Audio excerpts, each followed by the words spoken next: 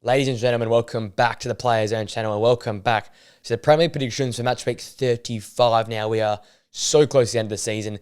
The title race is starting to fall apart, unfortunately, and the relegation battle is still somewhat alive. So some interesting games towards the bottom and towards those qualification for Champions League and Europa League football. So still some big games to be talking about, so absolutely cannot wait for that.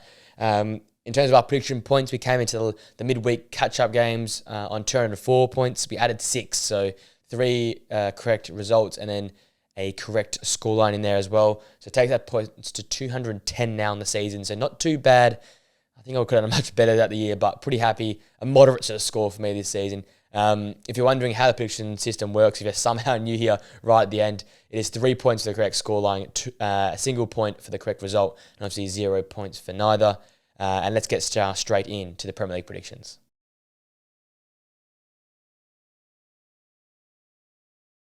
Our first game is in London. It's West Ham hosting Liverpool. West Ham obviously still trying to fight for Europe. Liverpool look like they're out of the title race now. So interesting how this game goes. West Ham coming off that pathetic 5-2 loss to Crystal Palace, where they were just dominated, second best throughout the whole game. Only managing the 4 shots, 1 on target. That summarised the game. Struggling in recent weeks. A lot of attention on the manager, David Moyes. Is he going to be replaced? A lot of attention on external things rather than the football of the club right now. And that's a bit of a worry for me. It always seems like West Ham go through these peaks and troughs. So when the focus goes away from football and to the manager and to the owners and stuff like this, I think right now you need to focus on the football because there's still a chance to qualify for Conference League football here, but they're letting it slip. They're currently sitting in 8th. Morale seems to be low. In the last 4 Premier League games, they've only managed the 3 draws and the 1 loss. So really need to get back to winning ways. The home form has been quite poor as well. And they need to really turn this around. They are really struggling right now. And I think going home is a good opportunity. They haven't been great there in recent weeks, but it's a great chance to get the fans behind you and get a quick start. Do the opposite of what you did to Crystal Palace. Get the quick start and get the pressure on Liverpool early on. They come off, obviously, that 2-0 disappointing loss to Everton, which basically rules them out of the title race now. And looks like Jurgen Klopp's final season will only end up in a Carabao Cup win. Disappointing. The players seem to just have lost their legs. The energy's gone. Chances are still there, but they're not taking them. They're not creating with enough authority. They're not playing with enough pace. And they're getting exposed to the back. I just feel like everyone right now is drained emotionally, physically, the lot. It just feels like they're out of energy. They're out of legs. And Everton just capitalised on that. Conceding 16 shots to Everton, who are a team that's notoriously defensive, says it all for me. I think Liverpool, their minds have just drifted away and it's just gotten too much for them. I think they'll still manage to win this game 2-1. I think the young guys like the Elliots, the Curtis Joneses, the Gakpos, they'll be up for this game. They'll provide some energy and intensity. And also those 2 fullbacks, Trent and Robbo, who constantly are playing well and playing for the badge. So I think they'll just get over the line here. A scrappy 2-1 win for me, but too little, too late for Liverpool's title hopes.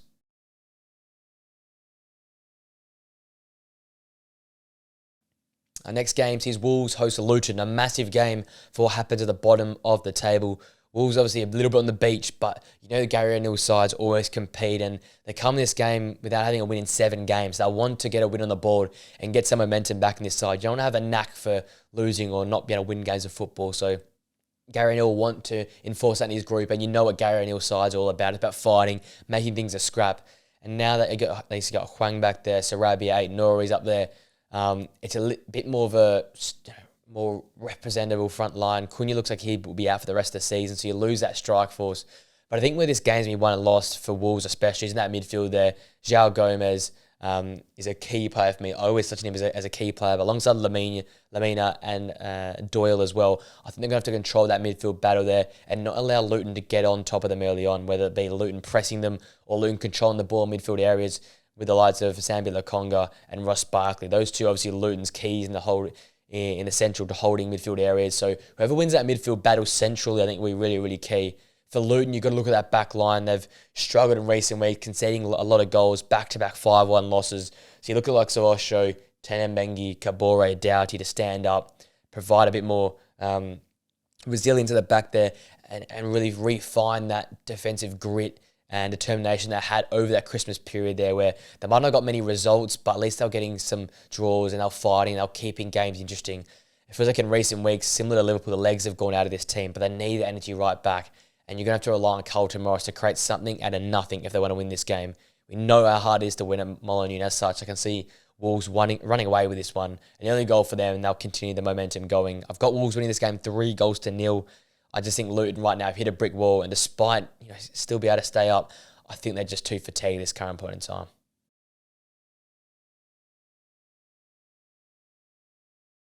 Our next game is an all-London affair. It's at Craven Cottage. It's Fulham hosting Crystal Palace in what's going to be one of the most exciting games of the weekend in terms of both of them not playing for much, but they'll go and express themselves and play on the front foot. You look at Fulham coming off the Liverpool loss last weekend. They were still quite solid in periods of time. We know how they like to play, winning the ball back and exploiting teams somewhat on the counter-attack and spreading and using pace. When there's areas open in behind backlines, that's when they're at their best. So I think, like the last game I previewed, it's going to be a very midfield battle-orientated type game. And, the two sets of teams have workhorses in their midfield, Wharton and Hughes versus a very dangerous duo there in Lukic and Palhinha. Whoever can control that midfield battle there and be more solid will be the team that will like it on top in this game and create more chances, because you look at Fulham, you've got to create for Muniz. Whenever he gets the ball in a decent area, he puts the ball in the back of the net. So control the midfield, allow the Decordova Reeds, allow the Pereiras to create from wide areas, the Tom Cannies, allow these guys to have the ball through winning the central midfield battle to create for Muniz down the middle, because we know at home especially, he's a very dangerous striker. And he won Player of the Month in the previous month. So feeding the ball, getting opportunities, and that's where Fulham are at their best. I said all season, when they score large amounts of goals, 2 or 3 goals in a game, they basically win most of their games. So important for Fulham to get on the score sheet and be aggressive, be attacking, and exploit some of the spaces. Especially, it's going to be hard work against this Palace back line. The 5 at the back they've got going, Oliver Glasner, his Palace side are absolutely thriving at the moment. 3 wins in the trot and also a 4-2, great competitive loss to Man City before that. They have found their style of football, the energetic, the high pressing, the high energy style of football. As I said, Hughes and Wharton, the last 4 or 5 games have touched on them. They are the keys to the team. They get the cogs turning. But then also, an underrated star in this team is Munoz at right wing back position there. There's a lot of hard work up and down, very comfortable with the ball at his feet, and very creative from that wide position, and allows less pressure on this Palace side and those front 3 to create for themselves. Obviously, they can do that, but when you've got a wing back like Munoz who can push on and support that front 3, that's what we want to see, because that front 3 is so down. Eze, Elise, and Mateta, who's got 4 goals in 2 games. Feed these guys the ball, let them have the ball in the final third, not having to run it through the midfield and create from midfield and deep line positions. You want them staying high up the pitch and doing all the work in the final third. So that's the key for Palace once again. Keep feeding these guys, but feed them in the final third. Let them do the finishing. Let them do the little skills and shots rather than creating from deep line positions. I think Palace are at their best when they're aggressive, when they're willing to press hard up the pitch and expand teams. And we saw what they did to West Ham, tearing them apart, and then to Newcastle midweek as well. Playing with a high energy, playing with a high pace, and feeding the ball to Mateta, Eze, and Elise. Right now, as a front third, they're probably the best in the competition across the last 3 or 4 games. So let these guys have the ball and let them go to work. I think their good momentum will continue. I've got them winning this game 3-1. There's going to be goals in this game. I think Crystal Palace, with their form, their momentum, and Oliver Glasner's style of football, he will get them over the line once again.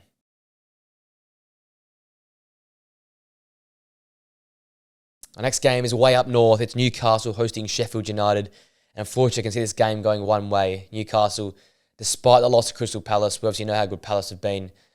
We know they'll bounce back. Newcastle being one of the better sides over the last 2 to 3 months. And despite having a bit of a makeshift back line with a sort of back 5-4 at times, I think they can get over the line here versus a very poor Sheffield United side. I look to the likes of Gordon, Barnes and Isaac up top. These guys are creative type just to tear Sheffield United apart. And as long as they don't give Sheffield United any chances through mistakes, they will walk this game. You saw what Sheffield United did versus Man United. We're competitive, but we know United's defence is really, really poor right now. And we know that, basically allowed Sheffield United into the game through mistakes. They were good, they were competitive, but you're going to rely on an absolute defensive masterclass, and then Gustavo Harmer, Archer, Ben Bertrand to create something special out of nothing. I just think Newcastle's attack right now is too good. Both teams' defences are a bit shaky, but Newcastle got that quality in the final third. They're at home, and I think they'll put Sheffield United to the sword for the second time this season. I've got them win this game 6-1.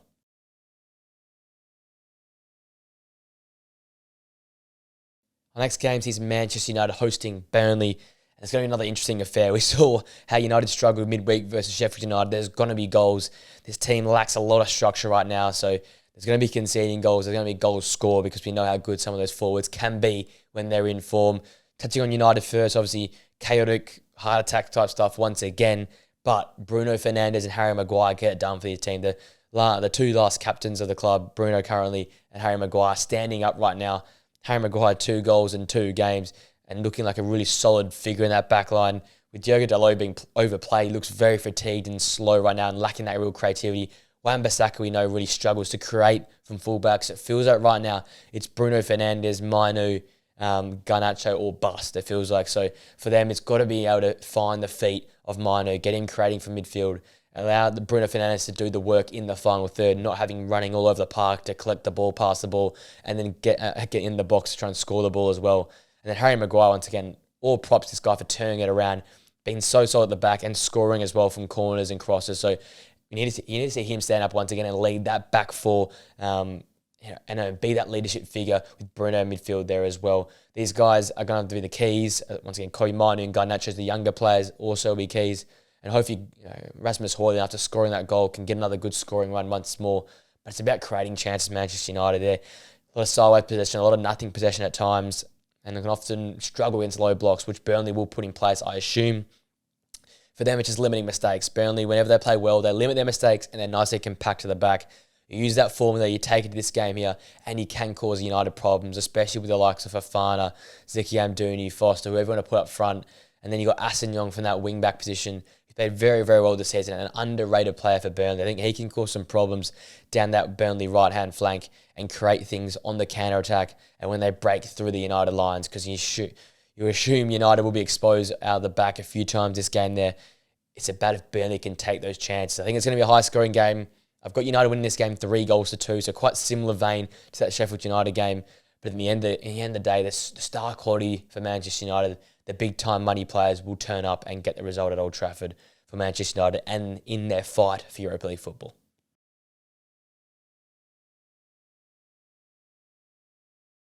The next game is in Merseyside. It's Everton who host Brentford.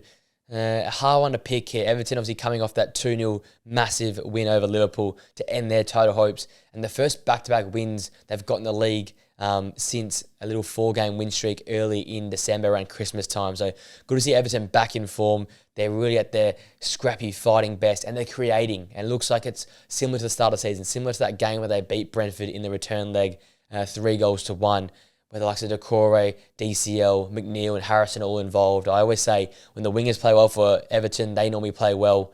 But it's a big challenge here for the defenders, I think, especially because Brentford are also in some equally good form here without being beaten in their last 5 games. And Visser and Mbeumo right now are in the form of their lives. So I look to Branthwaite and look to Tarkowski at the back to try and control this and limit the chances that Brentford can get. I think if Everton can once again build around that foundation at the back, Mikalenko, Young, whoever plays right there alongside Branthwaite and Tarkowski, and then allow those wingers to play on the counter-attack or stretch the Brentford back line, that's where they're going to be at their best, I think. So for Everton, use the flanks, get the ball in the area, use your physicality, and build around that defensive identity for me. That's where they're going to be at their best.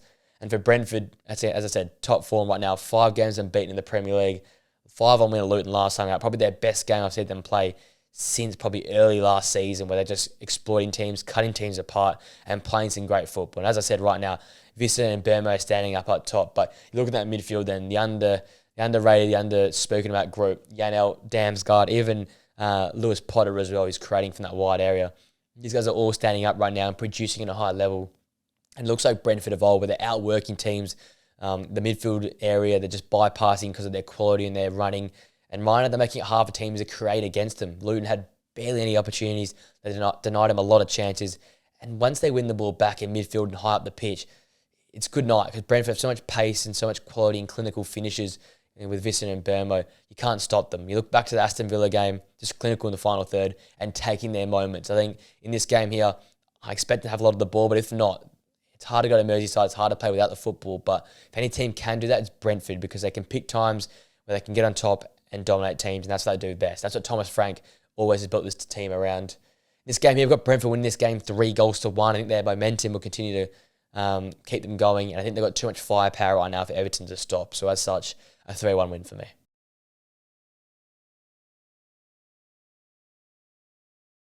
Our next game is Aston Villa versus Chelsea. Aston Villa once again at home, and they are flying right now in all competitions.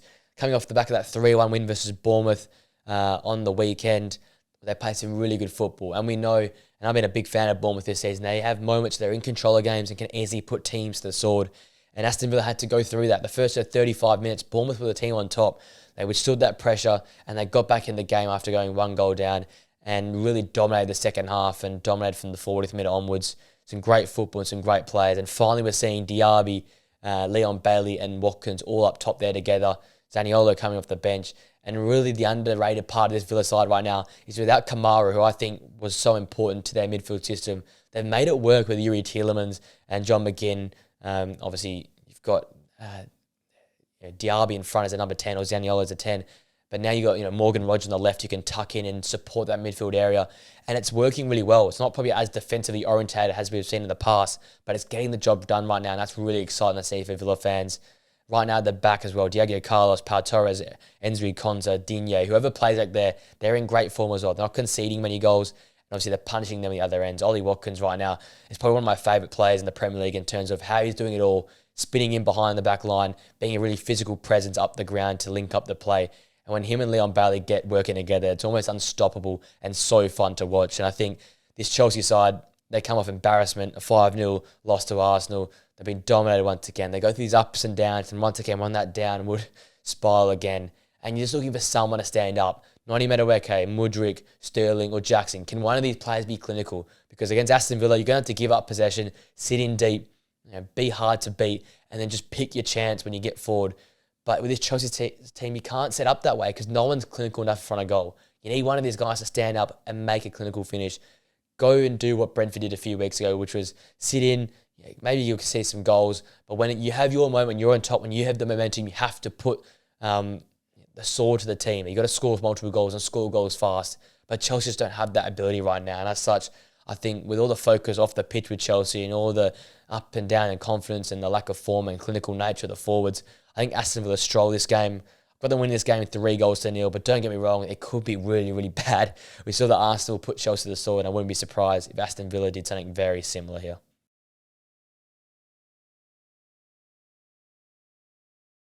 Our next game is two teams on the south coast. It's Bournemouth hosting Brighton.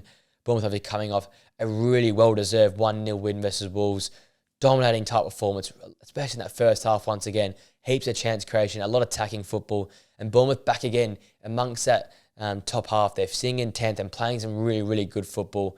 They haven't quite got the results as of recently, but when these two guys, when Semenyo's back, when Kluivert's there alongside Dom Solanke, that's when they look at their best. Those three up top, that trio is so dangerous. And you saw in the week, in midweek, they were really, really smart and played some really great football there versus Wolves. Antoine Semenyo back in the goals after coming back into the starting lineup was ridiculous and played some great football. But I think in this game for Bournemouth, they've been really good at home. But I look to the midfield, Christian Cook, who I think are the most underrated duo in terms of midfield duos in the league, are going to have their work cut out for them. We know De Zerbi likes to overload those areas or sometimes spread that area and make the midfielders work well. Brighton love a lot of possession in midfield. So these guys as a duo are going to shut down Brighton and limit what they're going to be able to do, limit how they're going to counteract Bournemouth. And if Bournemouth can win that midfield battle versus Brighton, I think it's one-way traffic here. Obviously, Brighton are struggling right now. They're unable to really control games, unable to get a handful of games. They lost 4-0 to Brighton last time out. They're well below their standards and without a win in their last 5 games. So it all sort of piles up here to the need to bounce back. But I think it's probably the wrong team, the wrong venue to be bouncing back at because Bournemouth right now unbeaten in their last 5 games at home. So it's a tale of two teams in two different forms. Brighton currently below their hosts here in Bournemouth in 11th. So they want to fight back and try and get back amongst that top half. But I can only see this game going 1-1. That's Bournemouth winning. I think they've got the confidence right now. And with the players coming back like Semenyo, with Kluivert in there, Cook, Christie, Solanke, with that great centre-back pairing of Zarbani alongside the likes of Lloyd Kelly back there and Senesi if he's available. It's just too much right now for me. Brighton's confidence is low, too many mistakes at the back, and inability to control games or create a lot of chances. And as such, I think Bournemouth winning this game 2-0, a really controlled, workman-like performance from Bournemouth. And they'll be looking to push back up the table here and trying to attack that 9th or 8th position.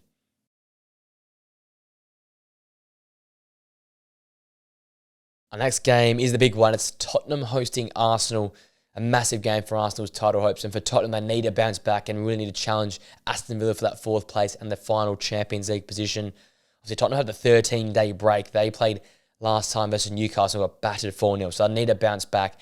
And I look to their key figures who started the season off so well to bounce back. The likes of Heung-min Son, the likes of James Maddison. You look to Basuma and Papsar midfield. Where is that identity gone? Where's that hard running? Where's that creativity and freedom gone?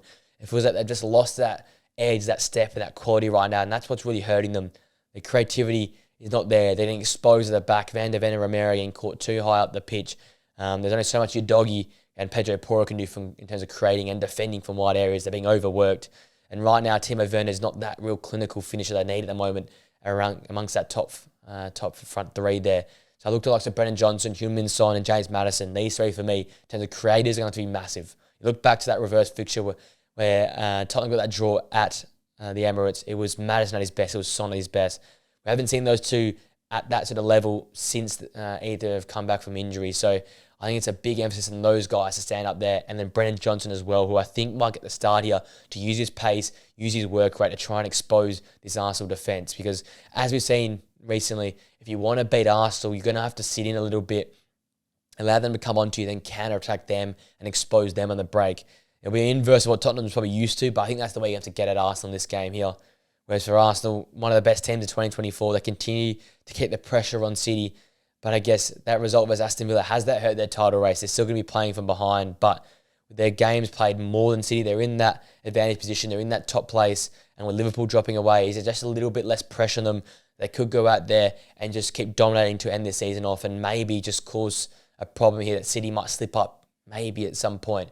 For Arsenal, you sort of hope that happens and keep performing at a high level. They've been superb recently. They're carving teams apart. That last win versus Chelsea, they embarrassed them. They chopped them up. Trossard, Declan Rice, Erdegaard right now playing at an elite level. The two centre-backs and the whole back four in general so good defensively. And I just think whatever Tottenham will throw at Arsenal, they will have the counter-punch back. They'll be able to control it. Despite it being at the Tottenham Hotspur Stadium as well, this team has travelled well this season.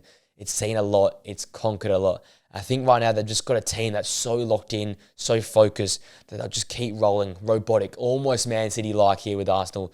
So I see them win this game quite easily, 4-1. I think Tottenham will throw some numbers forward and Arsenal will just expose that. You give Arsenal any sort of space, like Saka, Trossard, Jesus, Havertz will chop you up. And I think this will happen in this game here. It's another easy Arsenal win for me.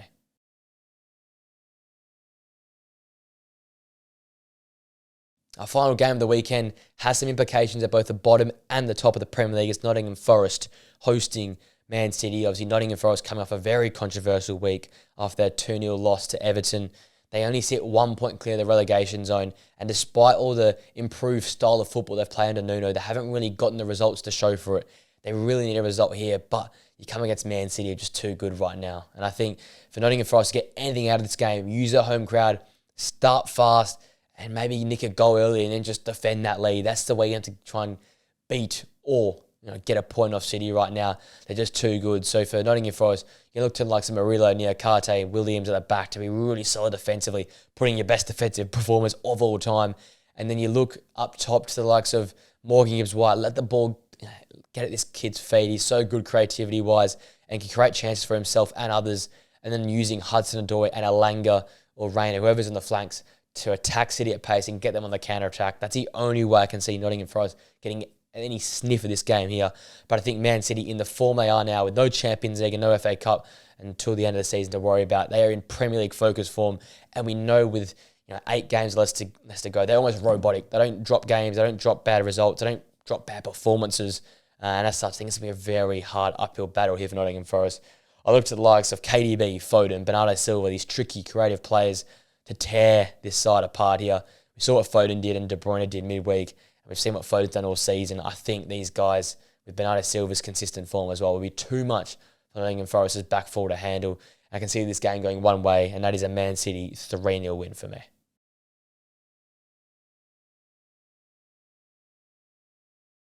So, ladies and gents, that brings my predictions for match week 35 in the Premier League to an end. Let me know your thoughts in the comment section down below. How do you think Arsenal and Tottenham game will go? Who wins that game there? Does Nottingham Forest get a magical point at home to City. How does that affect the title race? And is Liverpool's title hope still alive, or is it absolutely burnt out? Are they gone this season? Let me know in the comment section down below. Make sure if you enjoyed the video, guys, please smash a like on it. Subscribe to the Players Zone channel for more content like this. We are pushing as the end of the season approaches, and then coming on to the Euros as well. We absolutely cannot wait for that here in the channel. Make sure you press that post notification bell as well, guys. You know we upload our podcast, reaction videos, and these prediction videos as well. With that all being said, ladies and gents, I hope you enjoy the rest of your day. Enjoy the weekend football action, and I'll see you guys on a podcast or video very, very soon. Till next time, guys. See you later.